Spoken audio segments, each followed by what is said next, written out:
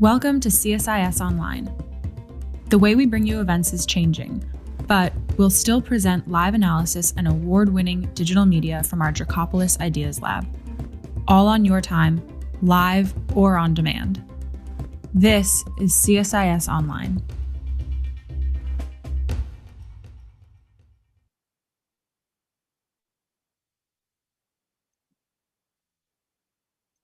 Good afternoon. I'm Scott Kennedy, Trustee Chair in Chinese Business and Economics at the Center for Strategic and International Studies, and it's a delight to invite everybody to this afternoon's event, China's new legislative agenda, Unpacking China's two meetings. The two sessions, the Chinese People's Political Consultative Conference and the National People's Congress, held their annual sessions March 4 to 12, which was the usual time frame, and they did so in person in Beijing, which was news in and of itself. And legislation is only a small part of what they did. They adopted some new legal rules regarding Hong Kong and some other measures, but they also gave updated reports on the government work in general and on some specific issue areas, a new budget, and of course, they adopted the 14th five-year plan. Plus, a lot happened with regard to China's leadership, and a lot's going on in China's relations with the rest of the world, all in the context of a global pandemic and growing tensions with the United States.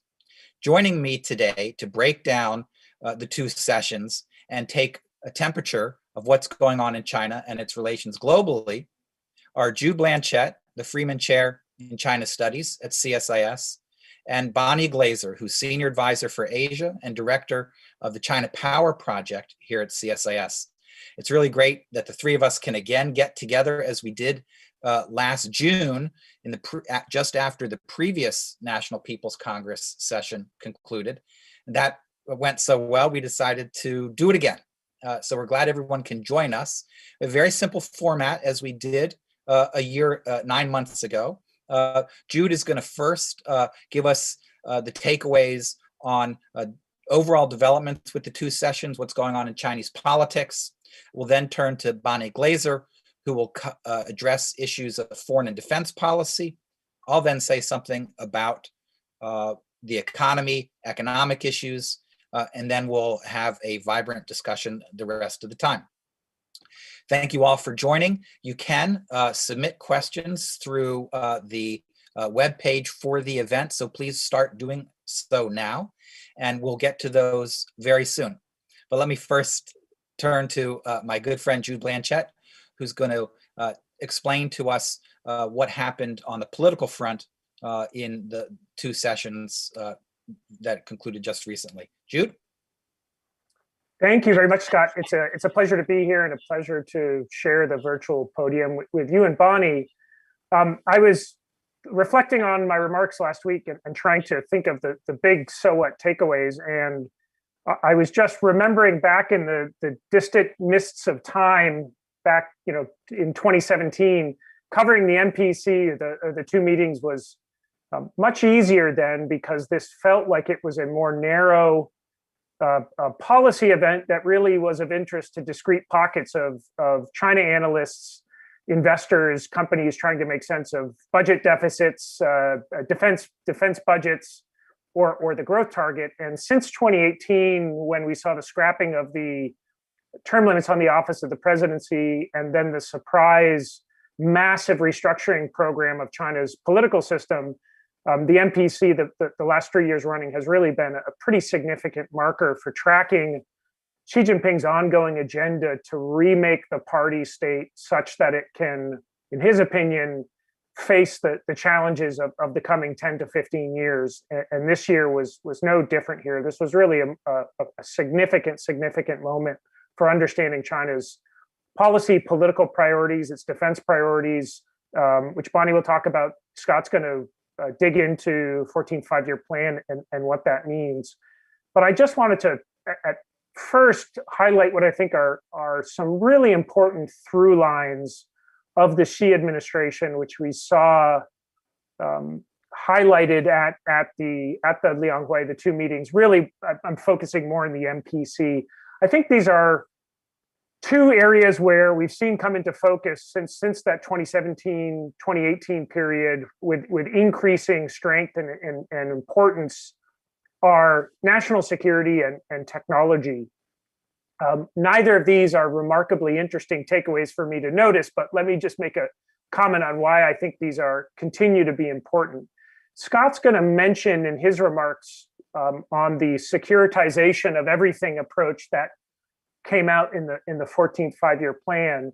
But this trend towards national security is one of the dominant features of Xi's domestic and international agenda.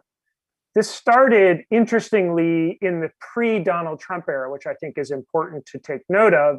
And in fact, we can locate this to April 15th, 2014, when Xi Jinping gave a speech at the inaugural meeting of the newly created National Security Commission, where he outlined this idea of what they call a overall or holistic national security outlook.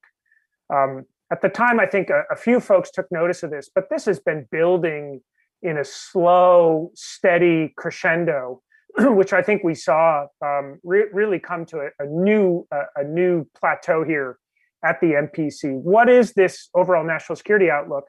This is Xi Jinping's diagnosis that really the way that policymakers in China need to be thinking about, frankly, almost every domestic policy and international challenge is through a national security first perspective. It doesn't mean there are not subsidiary considerations here. It doesn't mean everything is national security all the way down, but it means first and foremost, policymakers are looking to understand the national security implications of a given policy vacuum or a given policy action that they're taking. My former colleague, Taiming Chung, out at UCSD, has been writing for years about Xi reforging the party state in China as a national security state. And I think that vision is really coming through quite strongly now across major speeches, party meetings, and PRC State Council meetings like the MPC. So that's through line number one. Through line number two is uncontroversially, I'm going to say technology, but I just want to make a point in addition to, I think, the excellent commentary and analysis that has been going on to understand the role of technology as a geopolitical consideration for China. And that is as technology relates to Xi Jinping's domestic agenda. This is, to me, the most critical decade for China's development space, development trajectory, really since the death of Mao Zedong in 1976. And I don't say that lightly, but when I look at the shifts in China's external development space, which are bringing new, complex, unpredictable constraints on the investment environment for Chinese companies, private or public, when we look at the domestic problems which the Xi administration, like previous administrations, has been able to can kick down the road, and I'll mix my metaphors here, those are running out of runway. And so China, I think, under Xi has really made a pretty significant bet that technology is the way that they are going to innovate or outgrow up, over, or around all of these challenges. And I think without much exaggeration, Xi Jinping sees technology as the salve or the way that they can essentially solve, instead of really challenging policy or structural changes that technology is going to allow them to get around these. And I think for those external observers like us here, the question is that going to work? And we're not going to know for a while, is the real challenge here. Xi has decided that he's going to move towards a much more state-driven development model that sees state capital, state actors and industrial policy as central to solving a lot of these domestic challenges. But it's going to take years for us to know, is the move away from the modulated Deng era reform and opening set of policies what China needs right now, or is essentially Xi killing the goose that laid the golden egg? But he has doubled down on that bet, and the documents we saw at the MPC are a good instantiation of that. So final political comment here, and then I just want to make a few comments on Hong Kong. I think it's also important to remember that this is a extraordinarily challenging time for Xi Jinping politically. I don't mean, as it's commonly interpreted, that Xi Jinping is worried about a leadership challenge or a coup. I think, like most authoritarian leaders, he has a healthy concern over some sort of behind his back leadership challenge. But I think effectively, Xi Jinping has spent the past several years coup-proofing or challenge-proofing a more overt, aggressive challenge. But nonetheless, Xi Jinping has a policy agenda that he wants to drive through, and an ambitious one at that. And the domestic and international environment was already challenging that. And if you look at just the political calendar that Xi Jinping has faced since March and the beginning of the NPC, all the way through the 20th Party Congress next fall, this is a very, very challenging feat of domestic political orchestration here. 100th anniversary of the Communist Party, July 1st, the 6th plenum, which will be later this fall, which is where the planning for the 20th Party Congress begins, the Olympics in Beijing next February, and of course the big one, the 20th Party Congress. That is a lot for Xi Jinping to get through effectively. And of course, he's doing that at a time that China's domestic environment throws up more and more challenging sort of issues. And as we just discussed, the international environment is getting infinitely more challenging for Xi. So this is really, I think, going to be a contested time for Xi Jinping, that driving a lot of the objectives that he outlined at the MPC is going to be difficult. Let me turn now to just a few comments, and I'm aware of time, and we've got a lot we want to get through, but I just wanted to make a few comments on the situation in Hong Kong, which this is the second straight year where we've seen the crackdown on Hong Kong take legislative position here at the MPC. Of course, last year, we saw the surprising draconian national security law, which has expanded to be a full-on bureaucratic apparatus in Hong Kong, which has fundamentally changed the political trajectory of the city, and has been as draconian as I think many worried it would be. We've now seen, under this new decision on improving the electoral system of Hong Kong, SAR, a new legislative overhaul, which essentially guts the electoral process in Hong Kong, such that it makes it well nigh impossible for pro-democracy parties to make any legislative headway, or indeed even run for office moving forward. The rationale for this decision, as stated by officials at the MPC, and then subsequently clarified, if that's the right word, by officials in Hong Kong, is that essentially that what they call the unrest over the past 2 years displayed or showed that there were significant loopholes in the legislative process, or what they call clear loopholes and deficiencies that were exploited by, quote, anti-China destabilizing elements. A few key things came out of this decision. Number one is verbiage that Hong Kong needed to herewith be administered by the Hong Kong people with, quote, patriots as the main body. Interestingly, that phrase, patriots of the main body, actually dates to 1984 and was used by Deng Xiaoping.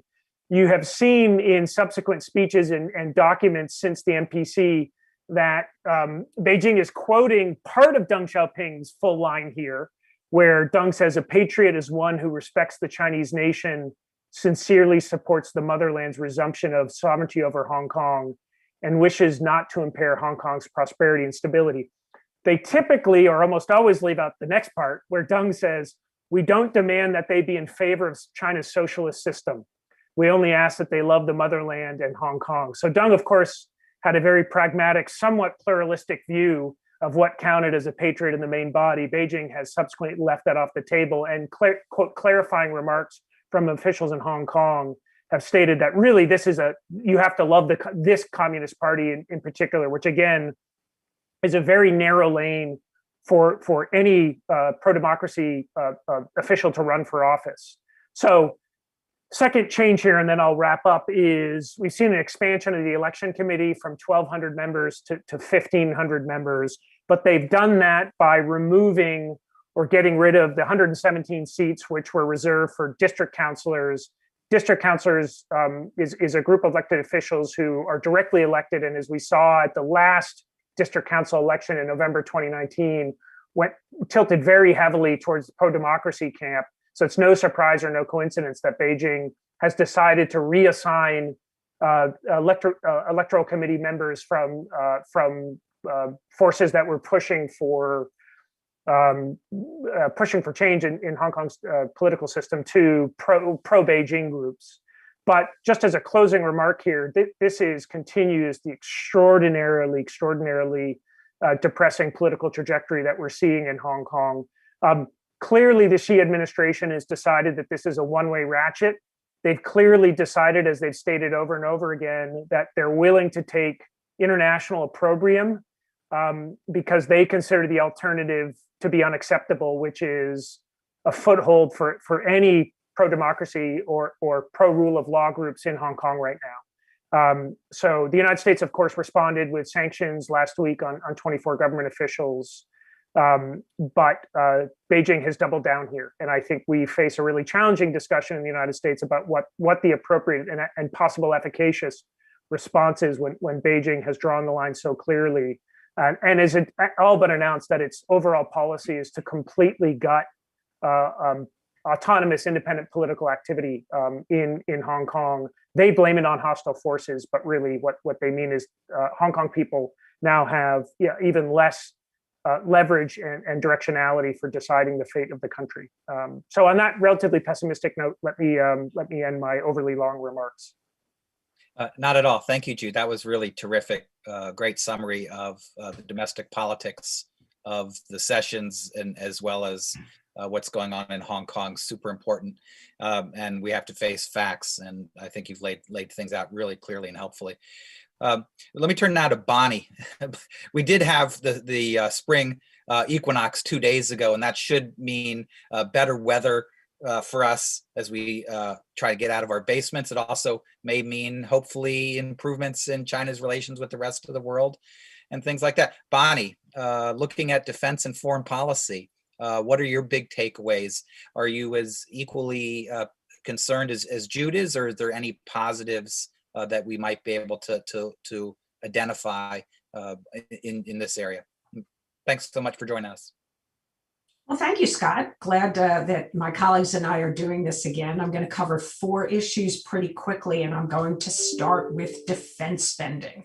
So as you can see in this graph, the growth rate for 2021 announced at the opening of the National People's Congress was 6.8%. And that marks only the 3rd yearly increase in defense spending during the last decade. In 2020, the increase was slightly lower. It was 6.6%. We know that China's economy is likely to rebound pretty significantly in 2021. The IMF has estimated China's economy will grow by 8.1%. China, of course, has set its target economic growth rate lower. I'm sure Scott will talk about that. They've set it at above 6%. And maybe this estimation of faster economic growth contributed to the setting of a slightly higher increase in the military budget for this year. But a couple of things that are noteworthy is that the share of overall national government spending that is comprised by defense will grow from 5.1% in 2020 to 5.4% in 21. And that's the highest in several years. Similarly, another way that I like to look at this is to look at defense spending as a percentage of the central government budget. And that's going to increase 2.5% over last year, now reaching 38.7%. And that's pretty significantly above average. Over the last 5 years, the average has been 34.7%.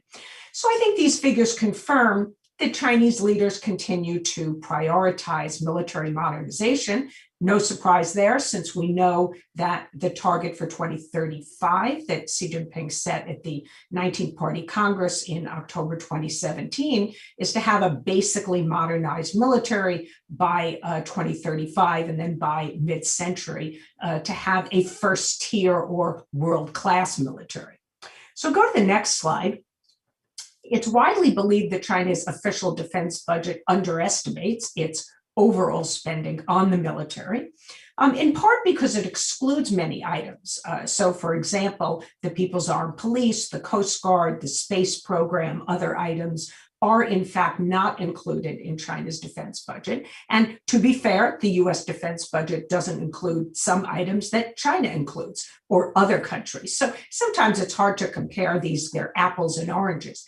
But we like to use the CPRI estimate and also the IISS estimate. CPRI's estimates come out late. So that's why on this graph, you only see the one for 2019, but you can see it looks about the same percentage virtually every year. CPRI estimates that China's defense budget has been underestimated by.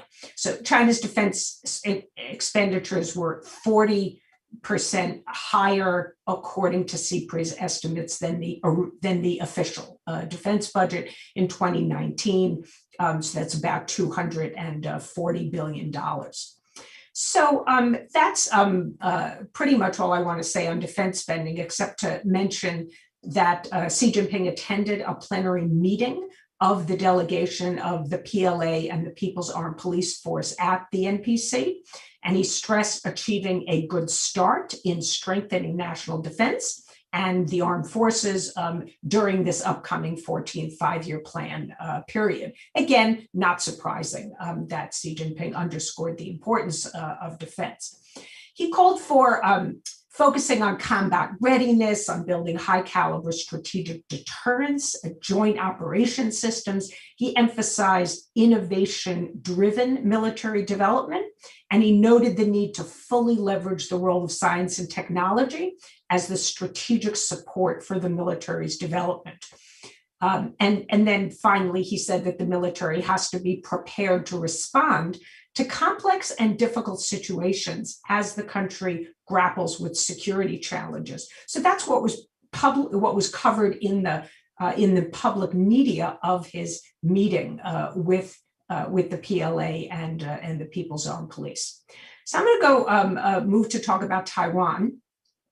And it was interesting. Prior to the Lianghui, there were some rumors that a national unification law might be introduced at the NPC. There were also rumors, as there were last year, that the anti-secession law, which had been passed in 2005, might be revised and in some way expanded in scope. But neither of these occurred. Maybe because Hong Kong was so prominent in this year, maybe they just thought the timing wasn't right, but that's just my speculation. What I really want to point out is the five-year plan's language, which is from Chapter 62 on Taiwan. And it says, promote the peaceful development of cross-strait relations, integration and development, and national reunification. So this once again reaffirms the approach set by Hu Jintao and inherited by Xi Jinping, which Xi Jinping, of course, also had reiterated January 2nd, 2019 in his speech on policy toward Taiwan. So peaceful development of cross-strait relations remains the basic policy. And the five-year plan also stated, not surprisingly, that China will resolutely deter separatist activities seeking Taiwan independence. This is a longstanding part, I think, of Chinese policy. There were two key sentences that were added to the NPC Standing Committee's work report after the NPC's deliberation. So I think these are particularly interesting to highlight. So those two sentences are, quote, we will use legal means to uphold the One China principle and oppose Taiwan independence and strengthen the shared understanding on safeguarding the One China framework. We will regulate and protect relations between people across the strait and enhance cooperation and exchanges between the two sides in accordance with the law to advance peaceful reunification of our country. So note that peaceful reunification is there. There had been some controversy last year over whether the peaceful modification before reunification had been removed, but this is now included in the NPC Standing Committee work report. And I think it also reaffirms that Beijing has not given up on this policy, but also suggests that there will be future laws passed concerning Taiwan. So I think China is doubling down on the use of legal warfare, not only against Hong Kong, but also against Taiwan. And we are likely to see more of this in the future. The third topic I wanted to cover very quickly is civil-military fusion. And, just as China has stopped officially publicly referring to the Made in China 2025 plan because of the negative reaction from the international community, it has ceased mentioning the civil-military fusion plan. But you don't have to read too much between the lines to see that the concept is still very much alive and well. So civil-military fusion, to my mind, remains a priority. The 14th five-year plan states that China will deepen the collaborative innovation of military and civilian science and technology and strengthen the coordinated development of military and civilian development in the fields of ocean, aerospace, cyberspace, biology, new energy, artificial intelligence, quantum technology, etc. So yes, civil-military fusion is very much alive and well and very central, I think, to the development of innovation and their approach to innovation in China, not surprisingly. And I very much agree with Jude's point about the sort of growing geopolitical importance of technology. The last issue that I wanted to address is about maritime issues. Maritime issues have been a high priority for China for some time. It was in November 2012 that Hu Jintao first called for China to become a strong maritime power. So should not surprise anybody that this is central in the new five-year plan. But there's quite a lot of discussion about both maritime and marine issues. There's an emphasis on the need to maintain maritime rights and interests and accelerate the construction of China as a maritime power. So there's discussion about developing core technologies for marine industries, expanding maritime cooperation with neighboring countries, so using maritime issues to develop cooperation with countries on environmental protection, scientific research, maritime search and rescue, and survey of deep sea strategic resources. I was struck by the mention of the importance of the Arctic and Antarctica. These are both mentioned in the five-year plan. In the Arctic, the Ice Silk Road is highlighted. So this, of course, refers to the shipping route that crosses the Arctic Circle and connects the three major economic centers of North America, East Asia, and Western Europe. And the plan also calls for China to improve its ability to participate in the protection and utilization of Antarctica. And we know that China is very much present in its scientific involvement in Antarctica. And then the last point that I want to make is about the basic maritime law. So the five-year plan calls for advancing the legislation of the basic maritime law in an orderly manner. So for those of you who've followed this issue, this is not new. This was a task that was carried over from the prior five-year plan. Again, I think some people in the run-up to the NPC thought maybe we would actually see a basic maritime law this year. But it looks like this was, I don't want to say completely shelved, but at least it was deemed that it's not ready for prime time yet.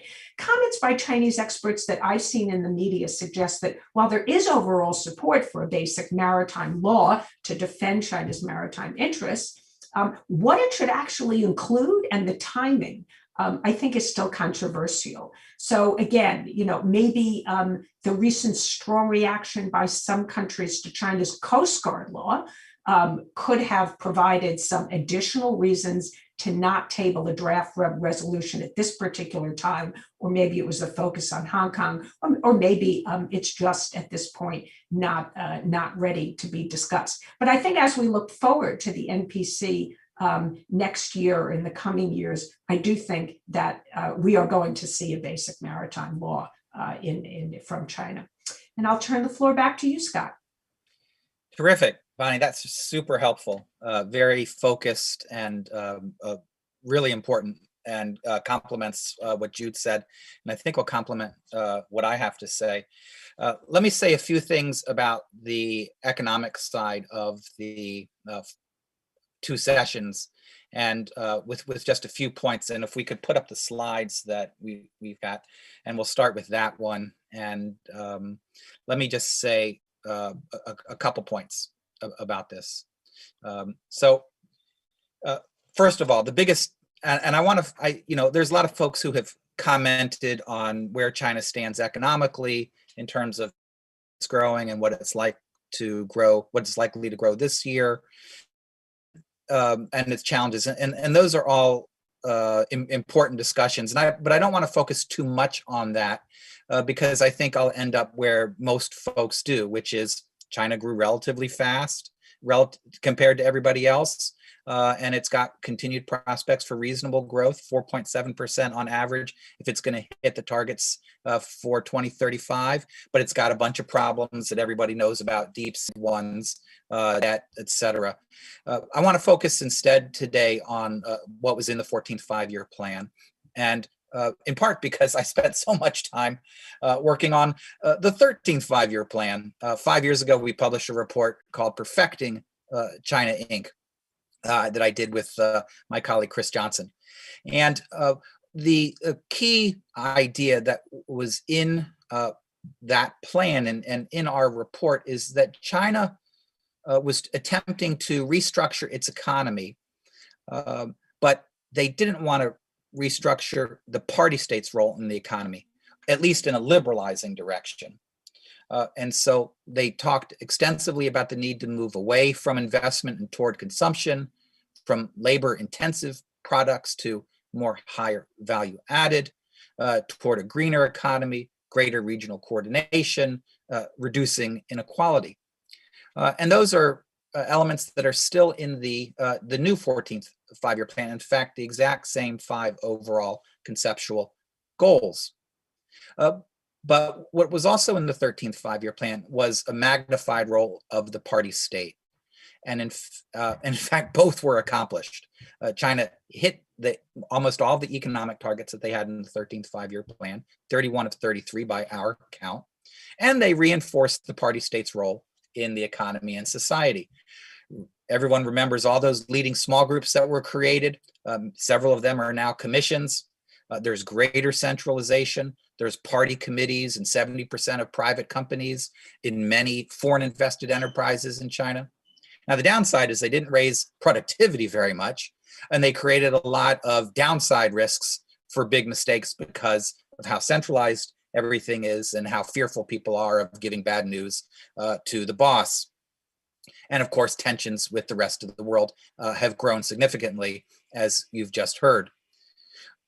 This plan, the 14th five-year plan, if it had to be given a title, we go to the next slide, I'd call it Securing China Inc. Yes, there's continued pursuit of economic restructuring and a greater role of the party state, but in the context of a rapidly deteriorating external environment where tensions are far more palpable than they were 5 years ago. With U.S. China relations and the pandemic highlighting the risks that China faces internationally to achieve all of the goals that they have set out in these plans. I agree with exactly what Jude said, that security has always been tied up in other goals and under Xi Jinping since he's been in office with this comprehensive security concept.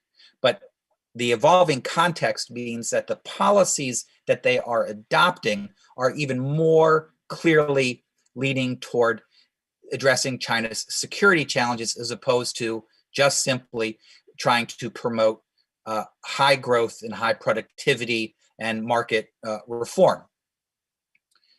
There are 5 chapters in this plan that touch on security issues: international security, domestic security, the place of the party. There's a section on one country, two systems, the first time it's had that title. even though they've always talked about Taiwan and in the language as Bonnie just described in terms of trying to encourage peaceful unification. But the word security itself also appears much more often than in the past and much more often than the word reform. The word security is attached to a lot of different types of security now. You've got food security, oil security, coal security, power security, mining, resources, financial security, and identification of a whole variety of financial risks, debts, defaults, the internet and digitization of finance, international openness, and a big discussion of ways to address those risks. Now, again, no individual thing is new, but the growing emphasis on security, I think, is qualitatively distinctive here. If we turn now to looking at the targets from this plan, in the next slide, you'll see I borrowed from our report several years ago on what those targets have been. And you can see that this time in the 14th five-year plan, the number of targets is gone down dramatically. Instead of 33 targets, there are 20 this time, far fewer. This is a much more descriptive, a far less quantitative plan than we've seen in the past. It's really quite significant. If you look, far fewer metrics with regard to the environment, less on science and technology, the economy, no specific economic growth target, as people have seen. And this is really quite significant. And there are also two new targets for security guarantee, 安全保障. One regarding minimum expectations for how much grain China should produce and how much energy or coal China should produce. That's new, and I think, again, suggests the direction that they're going in. And if you look at technology, a key concept of the 13th five-year plan was supply side reform, that China should reduce capacity in traditional areas such as steel and aluminum and expand capacity in higher value added technologies. In the 14th five-year plan, supply side reform is still there, but it's accompanied by the idea of dual circulation, in that China needs to shift dependence of the drivers of economic growth to the domestic economy and be less dependent on the international economy for growth, and become, with regard to technology, more self-reliant. For all of these reasons, China wanted to move up the high-tech value-added chain, and now it's concerned about that chain in and of itself. And so you can see that they are way more ambitious. There is no longer a target for R&D as a percentage of GDP. That was one of the few targets they did not meet this time, but instead they're searching for annual 7% increases in R&D outlays. I should say, for all those who think the US is behind, they're not. The US spends about $600 billion a year in R&D. China still just around $400 billion a year. So in any case, but they still want to increase 7% a year. There's no longer the infamous science and technology contribution rate, but instead a metric for the digital economy's value added as a share of GDP. And they want that to increase to 10% of the economy by 2025. I'm not really sure if that's the right target or anything, but it does show that instead of trying to just increase productivity generally, technology is really where they're putting all of their energies. If we go to the next slide, you'll see that there's been an increase in the ambition of their technological goals. The 13th five-year plan actually identified over 200 specific technologies where the Chinese wanted to make advances. There's a smaller list this time. And as you can see, if you compare what's in the Made in China 2025 plan with what's in the 14th five-year plan, you'll see some increases in terms of ambition of really being at the forefront of several of these technologies, not just a significant player in them. These are technologies which are either force multipliers, which help the rest of the economy grow, or they are choke point technologies in which they are really, really worried that the US or West is going to cut them off and they need to advance as quickly as possible. Let me finally say something about implications for China and the rest of the world. I think the implications for China are mixed. We're going to see continual gradual restructuring and technology upgrading, but without productivity improvements, particularly if there is less Western support that has in the past made up for the inadequacies of China's domestic political economy. Now, the Chinese, you might say, they may not care about productivity and the metrics of efficiency and things that we care about, but these are potentially real constraints on their future trajectory. China has significant debt challenges. It rose significantly this year, way upwards of 300+% of GDP. And China can't escape economic gravity forever. And they need to improve productivity to escape the middle income trap. Second, though, is China on a war footing? No, I don't think that we should go that far to say that. They are lowering but not eliminating interdependence with the rest of the world. They are reducing, not eliminating, foreign technologies' role in their economy. And they are trying to manage or harmonize private companies, but not eliminate or outright nationalize them. And the defense budget, as Bonnie said, is increasing, but not crazy high. And even though civil military fusion is still very important, it's not the dominant trend of most of the commercial economy. Is the door closed for foreign businesses in China? Still, that's not the case. Plenty of non-strategic areas where they're open, and the primary challenges are with Chinese competitors. In finance, China is opening the door wider. There are still overall limits, but it's not nowhere near closing. On technology, yes, there are significant restrictions and demands for technology sharing, but foreign companies in many areas are still indispensable to China and can't just simply be cut off. Is there nothing to worry about, though, for the US and others? I'd say, of course there is. This is not a plan that is friendly to free markets or to private enterprise or to workers or to the West, and that is troubling because of China's overall direction. It also could exacerbate the market distortions in China's domestic economy with regard to overcapacity, and globally, if it exports this overcapacity problem to the world, now not just in traditional commodities, but in high-tech commodities like robotics, electric vehicle batteries, EVs themselves, memory chips, optical fiber cable. These are super significant concerns. And there's great questions about what the US and others should do about it. It looks to me like we may have trouble trying to get China to reform and liberalize in many areas. So how can we continue to benefit from our relationship with China while mitigating the risks? Or are we finding that the only way we can mitigate those risks is to reduce connectivity? These are the big challenges that we face as a result of what's in this plan. Now, this is just my American perspective on these takeaways. But these implications matter to everyone, not just in the United States, but to our friends in Europe and elsewhere. And luckily, today we have the great honor of being joined by a friend from Europe, Mikko Huhtari, who is the president of MERIX, Europe's foremost think tank on China. And Mikko and MERIX collaborate with CSIS on a number of fronts, individually and as institutions, and we admire the work that MERIX does.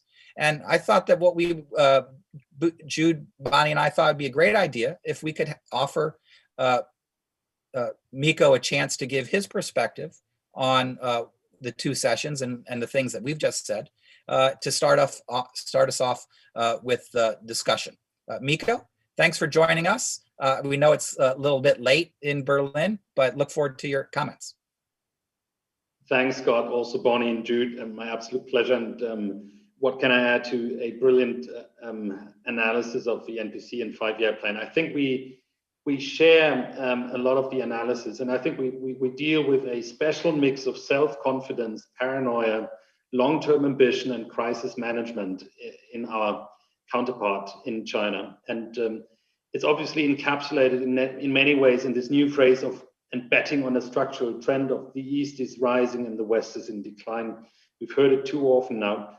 I think in many ways it boils down to a simple formula, which is that we need to expect a more radical China, more radically focused on state-led innovation, a whole of society approach to economic self-reliance, more radically also internally in its political hardening, and Jude has commented on the situation in Hong Kong, and also more radical in expecting alignment and acquiescence by its global counterparts. And while that is the overarching picture, if you look at it from an international relations perspective, I think it's also quite remarkable that we haven't touched on a core set of issues that I think is absolutely essential in understanding the 5-year plan, the NPC, etc., which is social challenges. We haven't spent a word on that. The really radical focus in many ways on social security system, poverty reduction, regional imbalances, the focus on quality growth, and a clear understanding of the productivity crisis. I think, Scott, you mentioned that earlier. Focus on job creation, and also the care with regard to the financial stability situation, relatively limited credit growth, etc. Moderate growth targets, as far as we can say at this moment. So military and innovation budget items above growth rates, I think, is quite an important signal there. So, and also, as you said, Scott, a quite mixed picture with regard to further opening and marketization. I think we need to recognize that there is a pretty sustained campaign to better regulate. Now, whether that's what European or international counterparts really want to see, if it targets them going forward, but it's something that is real and it's important. Also, the priority to localize R&D, that has extremely far-reaching consequences for international stakeholders. It will be a pull factor for quite a while, at least for Europeans. So it's not necessarily pushing away international stakeholders, but pulling them more into an even more complicated system. And I think that's the real challenge here, at least seen from a European perspective. Because that obviously needs to be seen under what you've described so eloquently and better than I could do. This focus that was expressed in the Economic Work Conference in December. There's key priorities and market opening is just, list number 5, 6.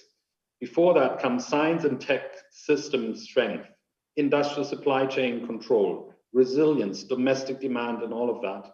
And as a slightly more tactical concession to foreigners, and I think recognizing the need for international tech integration, and then there's market opening. So it's a very conditional approach to international engagement, and I think that's obviously to some extent of quite concern, and that focus on security, internal stability makes China a much more difficult counterpart. And I would also venture to say that we are by no means necessarily looking at a structurally successful China going forward, and that might even pose more challenges than a successfully growing China going forward. And I would leave it at that, but obviously I have a few questions also for you, just pushing it back to you. You didn't mention the 2035 vision and what it means, maybe personally for Xi Jinping's rule, but also if you look at the medium to long-term science and tech plans and the overarching growth mission, really, that we still see in place. Would love to hear a bit more about that from you, colleagues. Thank you. Terrific. Thanks so much.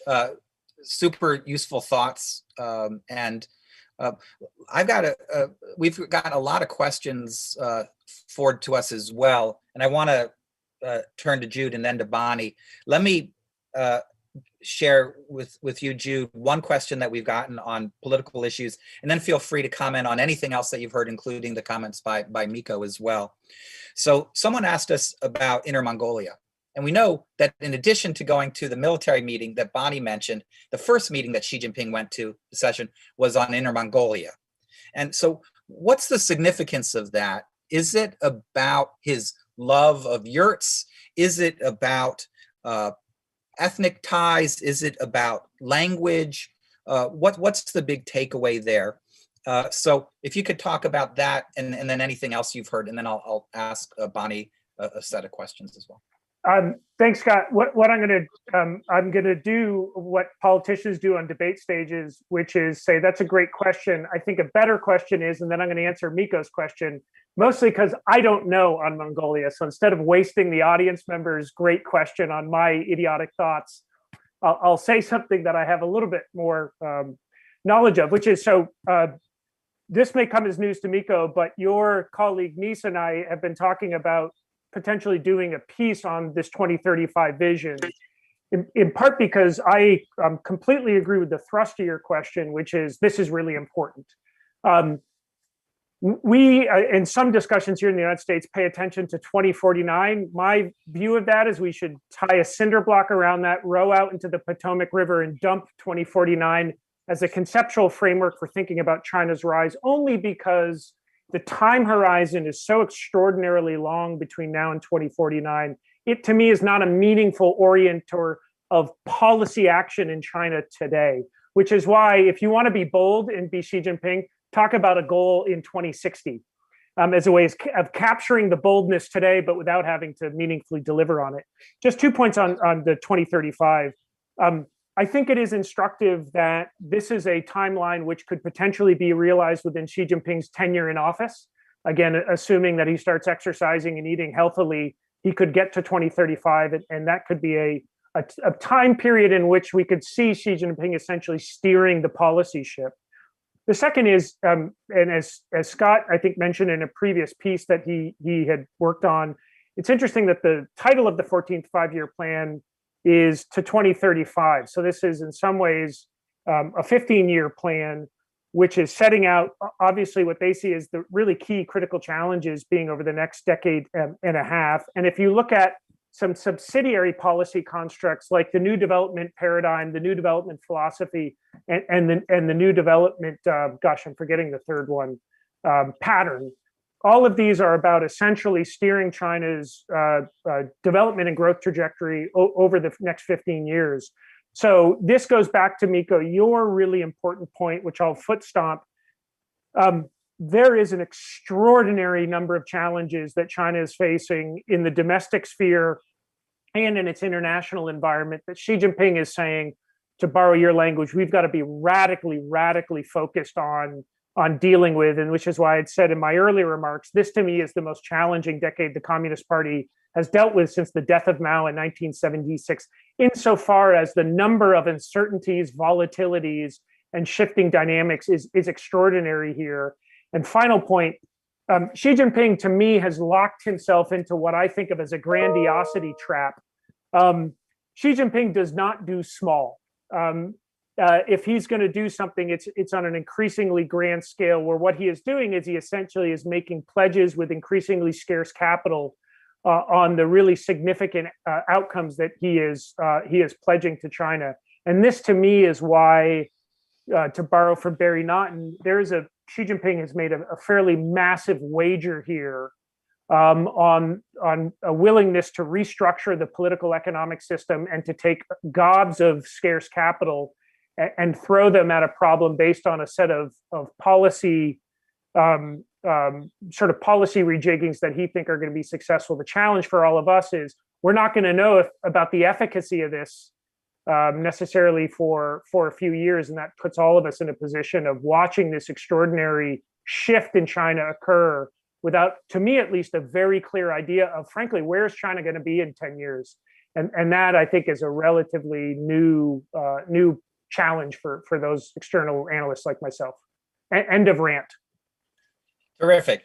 I'll let you rant anytime you want, Jude.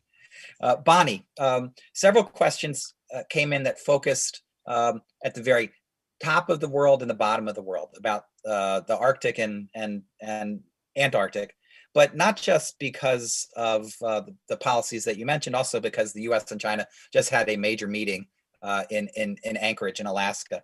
And so folks want to know how to look at that meeting in the context of what it may mean for China's trajectory for some of the issues that you touched upon.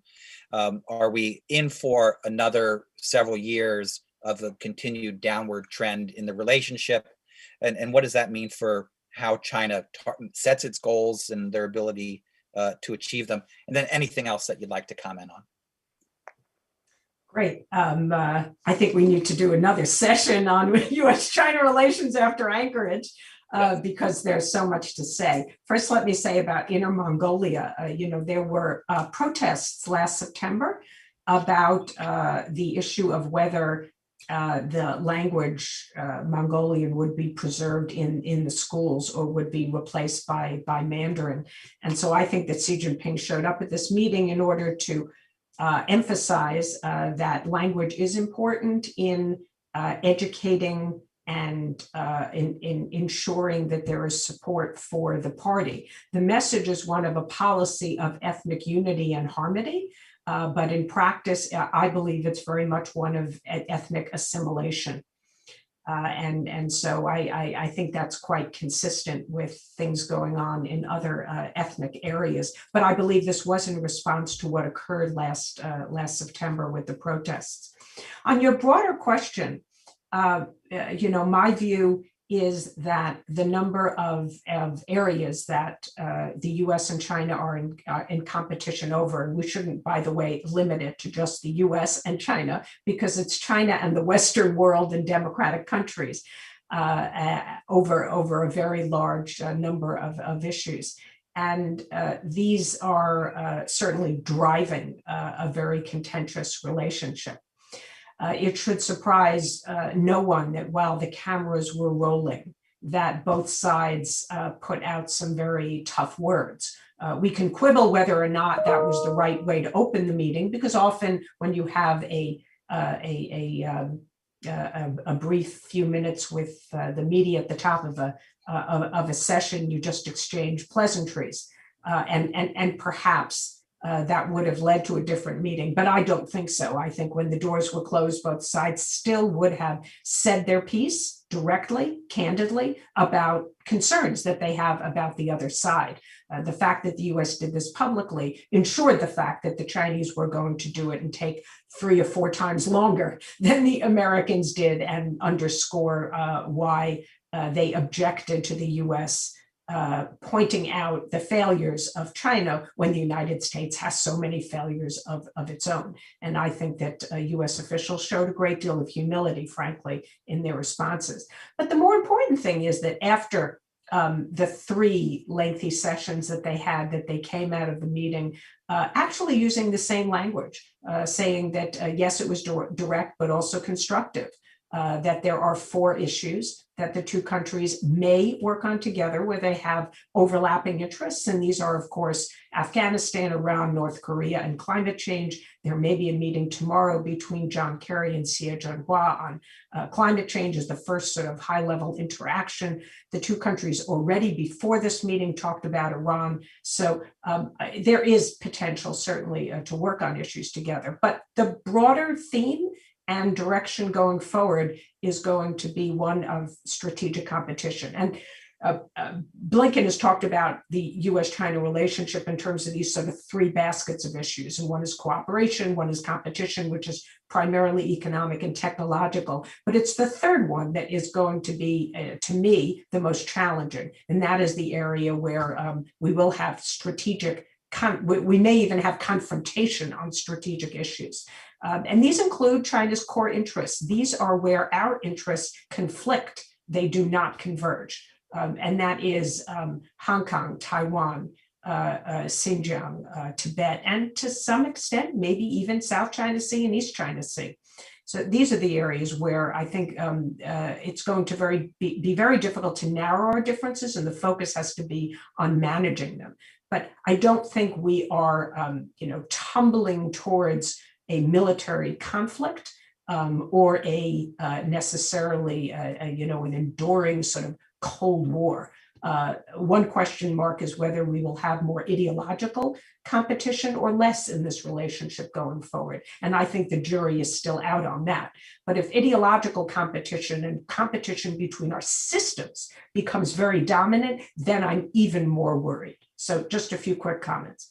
This is very, very helpful, really insightful. We're almost at time, but I wanted to just have a couple reactions to some of the points Miko brought up as well, some of the questions that came in. And let me put those under an umbrella first and then briefly respond. You know,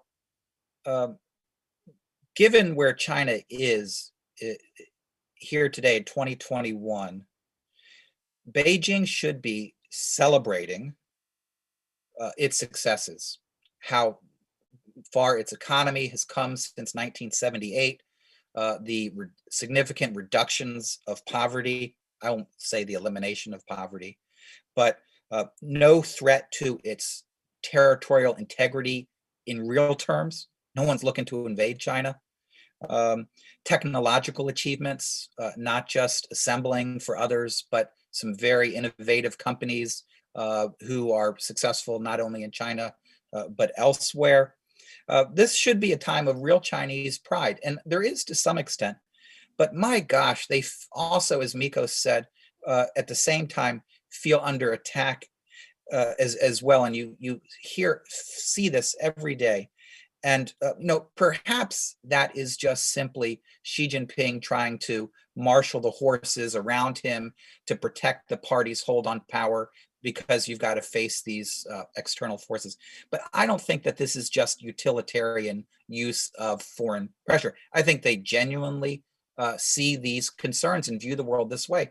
And I think that's troubling, because I think it set China up on a policy course which is not necessarily in its best interests. This fetish with technology as the solution to productivity is going to create a lot more shiny things, but isn't necessarily going to really improve the economy. It's just going to look different, but it isn't going to most likely fix things that it really needs.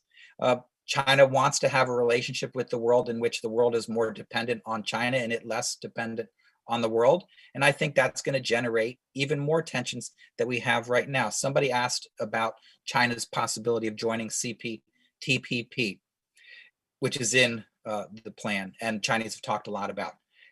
Good luck. I think the chances of that are super, super small, because the direction that Jude, Bonnie, Miko, and I have described in which they're taking the economy is not in the direction that one sees if you read what the expectations are of members of the TPP. So this is really a historic turning point. And I think in some ways sad, because it doesn't have to be so contentious domestically or with the rest of the world. There's so much more that could be done, but they've chosen their direction, and all of us are going to need to respond. And it's going to be really challenging for us to respond. So I'm in some ways think this is sort of a tragic turn because of the additional difficulties that the Chinese are putting on their own shoulders, not that others are generating for them. I think there'd be much easier solutions to many of the challenges that they face. But nevertheless, it's their choice. They're the ones setting the direction for their country. And our job is to analyze and then offer policy suggestions for others that have to engage China. So I think we've got a big task ahead of us for the next few years, based on what we've seen the last few weeks at the NPC session and over the last year since we last met in June to discuss China's trajectory. I want to thank Jude and Bonnie for their fantastic insights offered again today and every day. And you can find all of their work on CSIS's website. And please give us feedback whenever you can. I want to thank Miko for joining us from Berlin today. I want to thank our team and our three programs, the Freeman Chair, China Power Project, and Trustee Chair, and our friends at CSIS Audiovisual for managing today's event. Thank everybody for joining today. Stay tuned for more programming, writing, and ideas from CSIS and our colleagues coming up soon. Have a great day. Take care.